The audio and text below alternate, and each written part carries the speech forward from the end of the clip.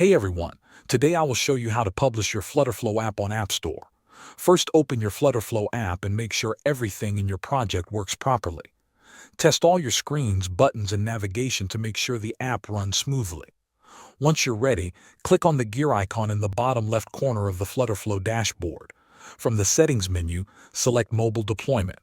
You'll need to upgrade your plan to use this feature. After upgrading, you can start the process of publishing your app to the App Store. The first step is to create a bundle identifier. Go to your Apple developer account and open the Certificates, Identifiers, and Profile section. Click Identifiers, then add a new app ID. Enter your app name and create a unique bundle identifier. This identifier must match the one you'll use inside FlutterFlow. Next, add a new app in App Store Connect. Log into appstoreconnect.apple.com, go to My Apps, and click the plus icon.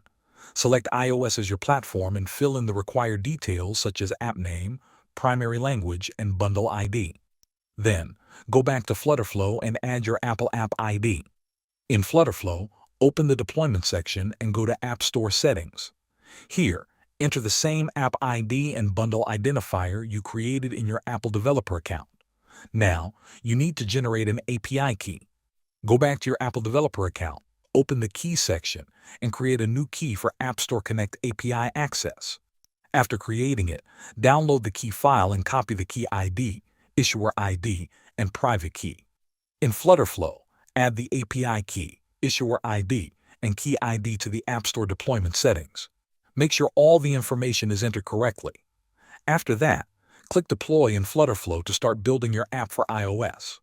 Once the build is complete, FlutterFlow will automatically send it to App Store Connect using the API key you added. Finally, log into App Store Connect and submit your app for App Store approval. Thanks for watching.